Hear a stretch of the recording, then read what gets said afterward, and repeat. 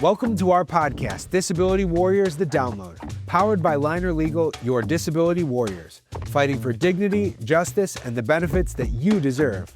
Each episode, we bring you powerful stories, real legal insight, and everything you need to feel informed, supported, and never alone. Whether you are navigating the complex disability process yourself, supporting a loved one, or just want to understand the system a little better, you're in the right place. Make sure to hit follow now so you never miss an episode. And if you're ready to take the next step, head to our website at linerlegal.com to schedule your free case review. Because your voice matters. Your fight matters. And we're with you every step of the way. Let's dive in.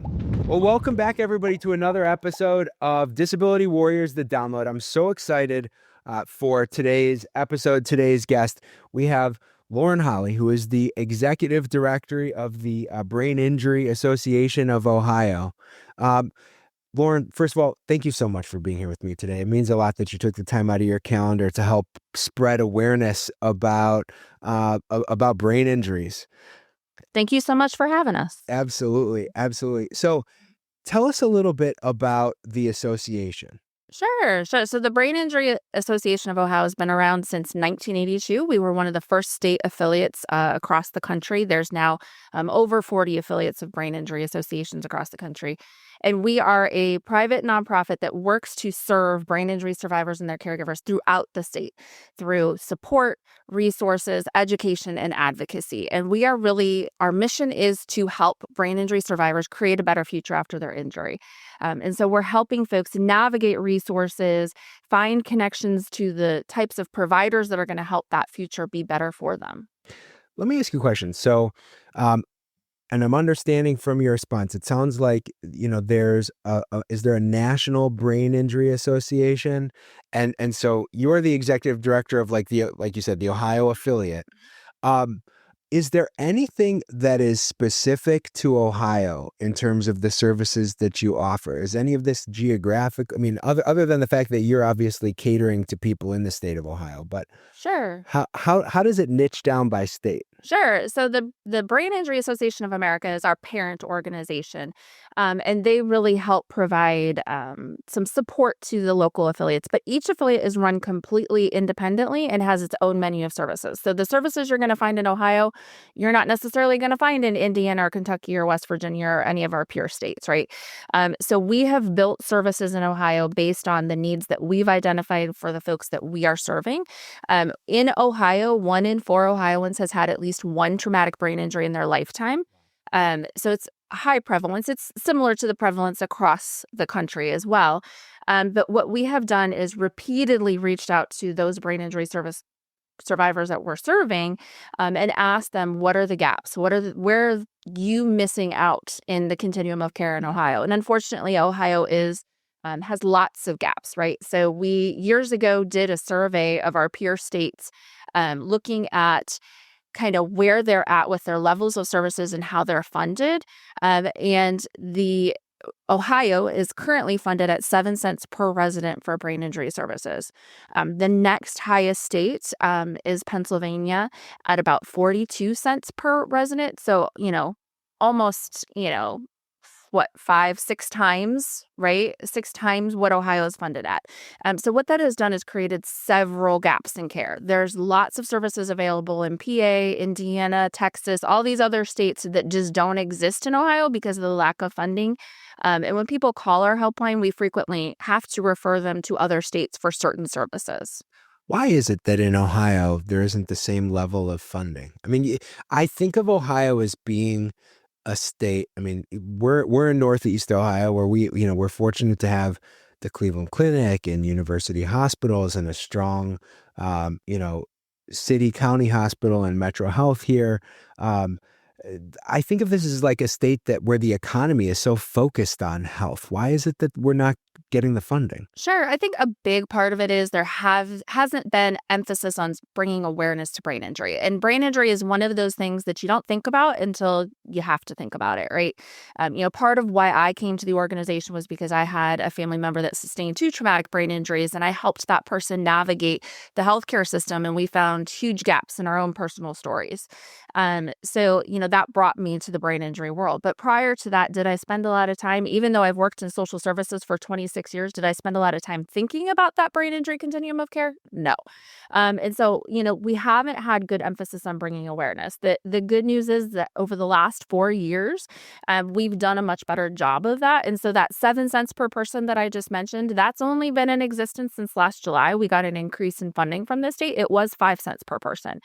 So we're starting to make some headway in getting our legislators and our executive branch to see that brain injury is a huge public health impact in Ohio, and that we need services to get folks back to work if they can go back to work, back to school if they can go back to school, get them housing, get them income, so that we can, not only have them have better outcomes, but also have the state have a less burden of care. So one of the things that, and I'm just making some assumptions here, but um, one of the reasons that I wonder if there's not the awareness that there should be is people don't really understand what a brain injury is, or what falls under the umbrella of brain injury. So when you hear that phrase, you think, oh, somebody who is maybe in a major car accident and they suffer a traumatic brain injury from that. But if the statistic that you gave, I'm thinking about what you said, 1 out of 4 Ohioans has a brain injury. There's a lot more that falls under that. Correct the record. Help people understand, what is a brain injury? Who are you helping? Sure. So the term brain injury really is a huge umbrella term, and we would also refer to it, clinically as an acquired brain injury. And so that is really any injury or insult to the brain, and that can include a drug overdose, that can include a stroke, that can include an infection, a tumor, or a traumatic brain injury. Those traumatic brain injuries are really, a bump, a blow, some sort of force impacting the brain and causing that injury. So that traumatic brain injury statistic of 1 in 4, that's everything from a concussion, right, all the way up to a severe brain injury that results in much, greater impact to that brain. But that's a huge continuum on that span as well. Sure.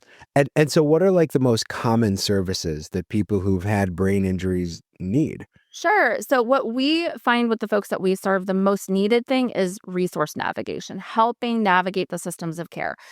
Because brain injury has a ripple effect, right? It's not just your medical condition. It impacts your ability to work, as you well know. Right. It impacts your ability to pay your mortgage. It impacts your ability to get food. It impacts all those things. So a lot of what we handle through our services is helping navigate all those other things outside of the brain injury. And we do that through our Helpline service. It's our signature service that's been around for over 40 years. People can contact us by phone, by web form, by email, and they're put in touch with certified brain injury specialists who help them navigate, what is the next step? How do I get in touch with an attorney that can help me apply for a disability? How do I get in touch with an inpatient rehab that can help us get to this next level of rehab? And so we navigate those systems for them, with them. And that can be an ongoing process. Some people call us and it's one phone call and they want a name and number of somebody and that's all they want and they're done with us. And that's great. We just let them know that we're always there if they need to come back. And then for some people, we're working with them for a year or more because we're continually setting goals and achieving those goals and setting new goals for them as they continue on that journey. Some of the other programs that we offer, support groups, we offer educational programming, webinars, we offer a conference. We have health and wellness workshops for caregivers and survivors where we help them incorporate a holistic wellness approach into their life. We also offer workshops on communication. We offer a 3-day intensive camp in Cleveland, and we're adding one in Cincinnati here shortly as well, where we actually pair with physical therapists, occupational therapists, and speech therapists for 3 days of intensive support. So there's lots of programs out there for folks, and it just takes a phone call or a reach out to us to help connect you to the right program. That's amazing. Give us and from what you've said, it doesn't sound like there's a typical case. People can come to you for a question or they can come to you for ongoing support. But I want to go a little bit deeper with that. Say somebody comes to you and they are looking for a higher level of support. They don't know where to start. They don't know what services are available. Walk us through what the process looks like for somebody who's watching this and says, boy, there's a lot of different things that I could need. Sure, sure. So to connect with us, you just give us a call on our helpline. You can find that on our website, www.biaoh.org. You can also fill out a form on that website to reach out to us if you prefer, or send an email. And just when you call in, we'll talk with you and just kind of learn what your situation is. Because exactly like you said, every brain injury is different. Everybody's journey is going to look different. And so what somebody needs varies from person to person. So when folks call in, we just have a conversation with them and find out what it is that they need and help set them up for that path. And are there a lot of times where people don't even know what they need, and one of part of the intake process is helping them identify services just based on that conversation? Absolutely, absolutely. A lot of times folks come to us and they don't know what services they need, but they're able to tell us, the biggest pain point in my life right now is, you know, I was just evicted from my apartment and I don't have housing. Okay. Well, we can help you, navigate that housing world. And here's how we're going to do that. And we will just, move them along into a program that will help them navigate that. That's great.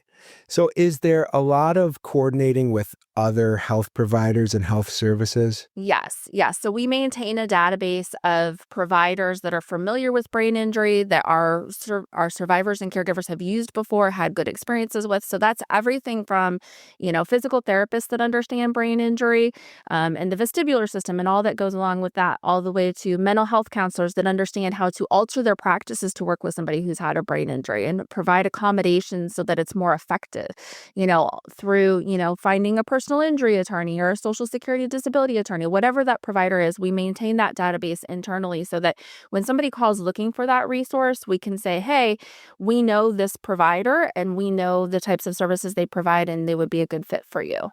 That's amazing. And when people contact you, I imagine a lot of times it's not the person who had a brain injury themselves.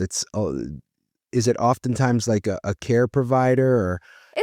Honestly, it's probably about 50-50. So a lot of the brain injury survivors that we work with, are having to advocate for themselves. They don't have a caregiver or somebody in the community that's helping to support them. And that's where we're able to step in and kind of be that support remotely. But about 50% of the time, it is a caregiver that's reaching out to us as well. And so we're able to help them navigate, but we offer some specialized programming just for caregivers to help support them because, being a caregiver puts you in a tough spot. And we all know that if we don't, take care of ourselves, we can't take care of others. So we offer programming that meets that need specifically as well. Yeah. And I asked that question. It's something that I've become especially interested in lately as I've realized that, for every one person I'm helping, they probably have an orbit of 8 or 10 people that are living the experience of having a disability along with them. And oftentimes the care provider not only gets, dragged into the, caregiving, but even just the emotional toll that weighs on them. And so we're trying to find things that we can do to help them and address those people who may not know to raise their hand and say, I need help, but I'm just excited to hear that one of the things that you guys are working on is content that goes directly to them as well to help the providers. Absolutely. Absolutely. So, after a brain injury, again, that ripple effect, it affects not only the person that had the injury, but those around them. And roles change, right? Maybe the spouse that you used to have one kind of relationship with, you don't have that relationship anymore after the brain injury. And so learning how to navigate those changes and those relationships, and any grief that may come up as well. You had projected a certain kind of retirement and now that's changed, or you've projected that you were going to have a certain kind of path of life and that has changed.